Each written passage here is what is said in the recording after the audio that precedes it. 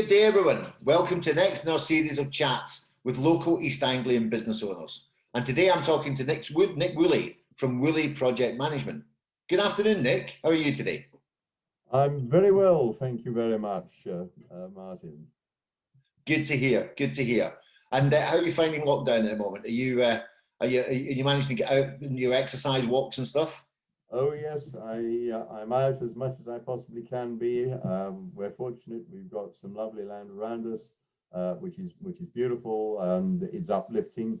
And so, just as in between other sessions when we're not in lockdown, I can go out if I can find the time for 2 or 3 minutes walk in the woods amongst nature and come back and be refreshed for the next more stressful onslaught with funds and other major organisations.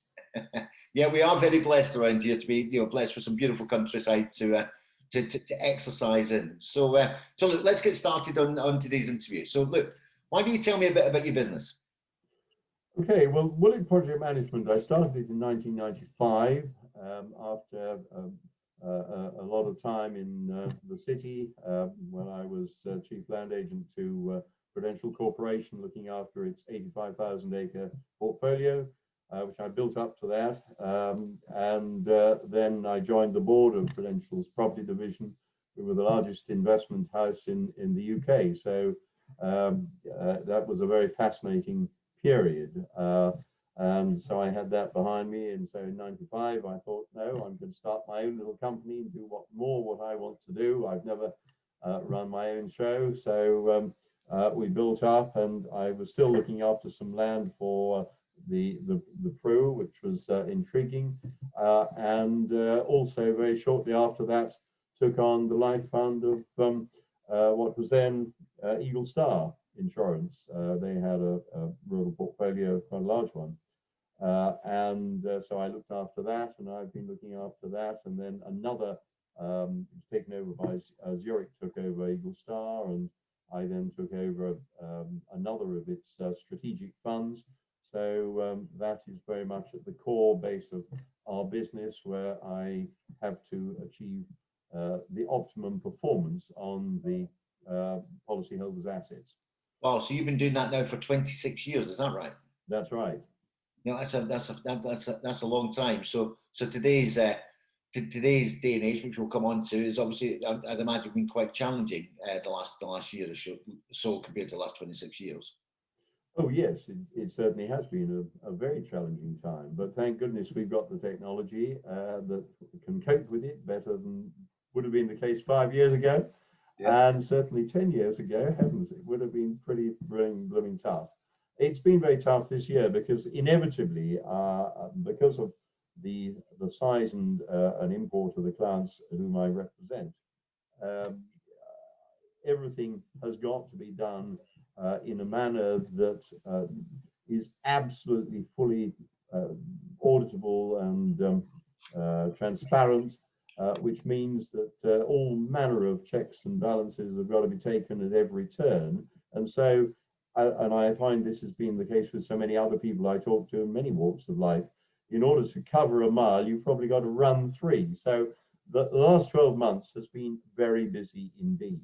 And has that been driven through the pandemic and through lockdown? Oh yes, yeah, absolutely, because everyone has been working to a greater or lesser extent from their own homes. As I said, thank goodness, thanks to technology, all my team are working from their own homes at the present moment, and I'm the only one in the office because my office is 100 yards away from my own front door.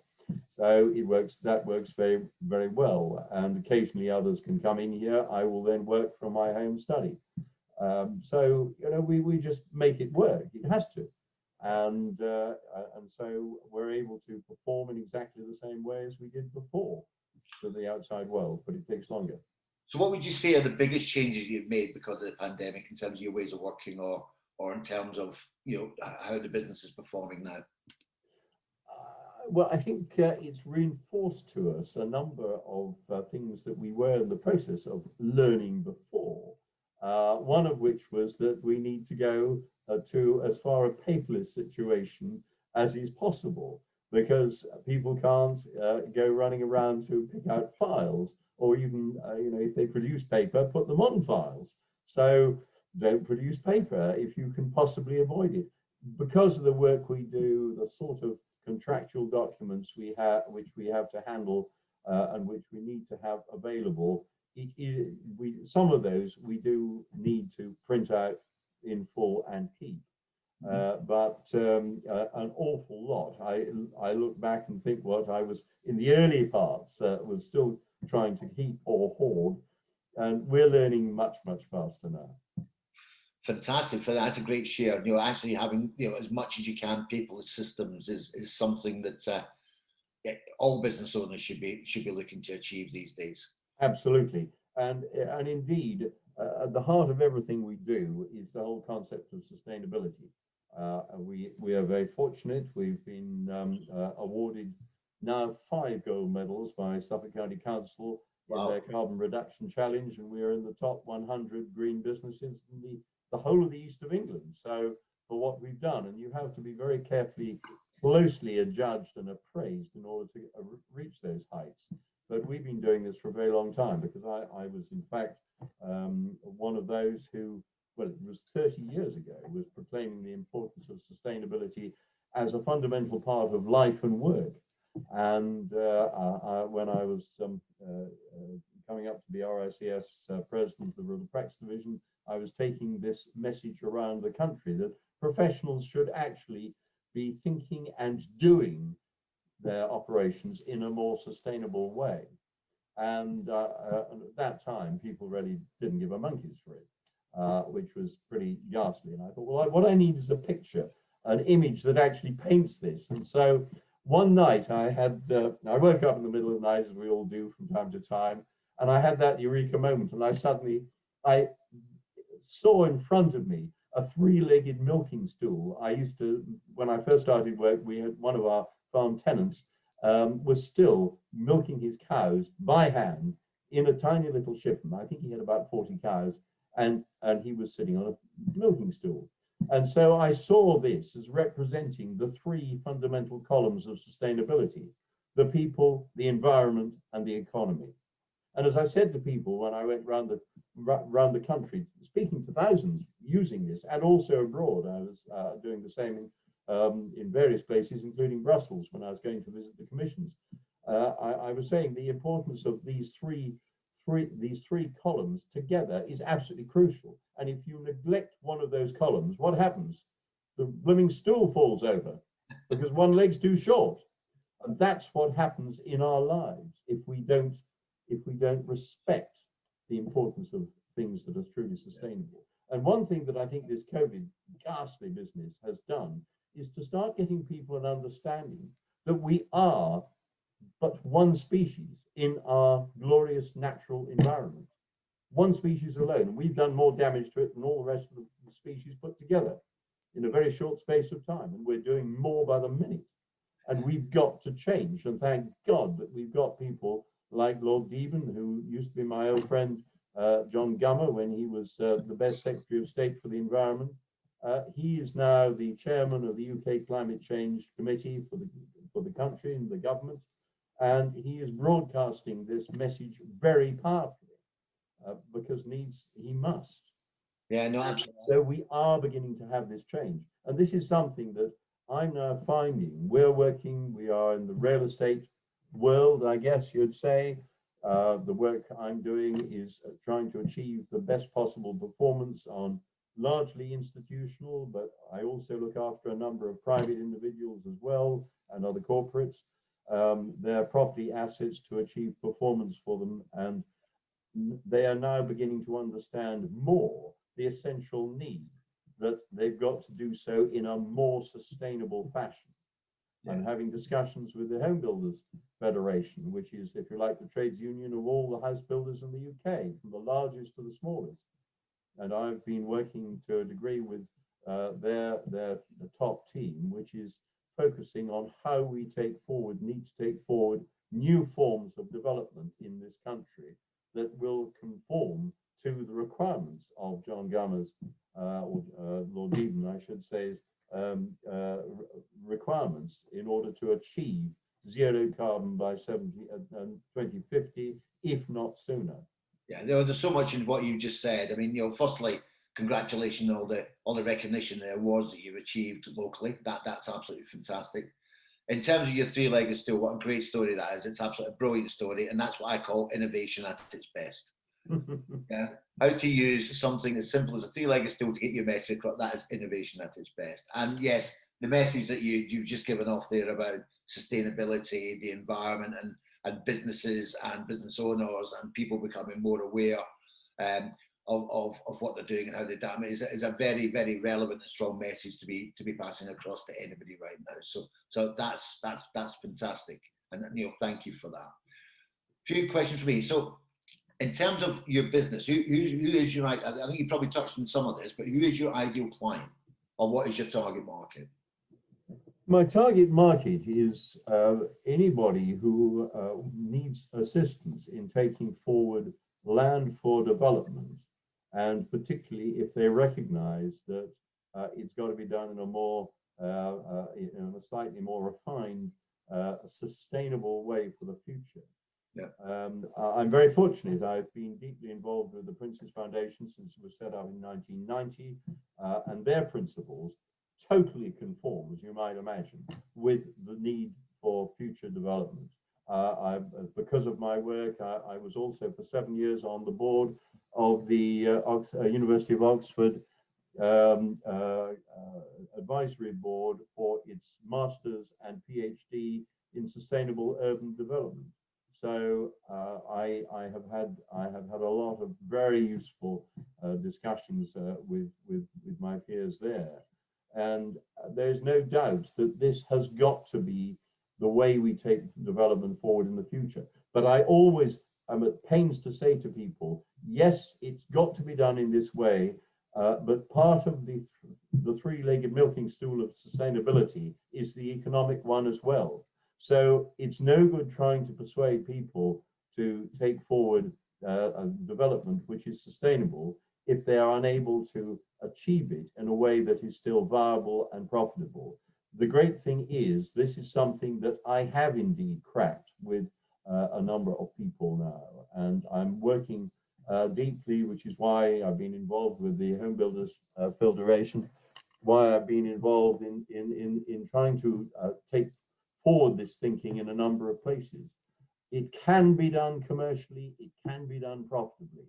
Many house builders, I'm afraid, are not of that opinion at the moment because they will not open their eyes to see what can be done.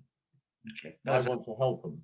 Yeah, no, that's a great share to share with your clients and prospective clients. That's brilliant, absolutely brilliant. So look, lockdown, we've been in and out phases of lockdown over the last year. So what's the one thing you've missed the most during lockdown? I guess one of the key things is that I'm less able to be going around the countryside seeing some of these wonderful places. I have to deal with clients at the moment from my place of business. Zoom calls and Teams are wonderful, and photography and videos of places are great.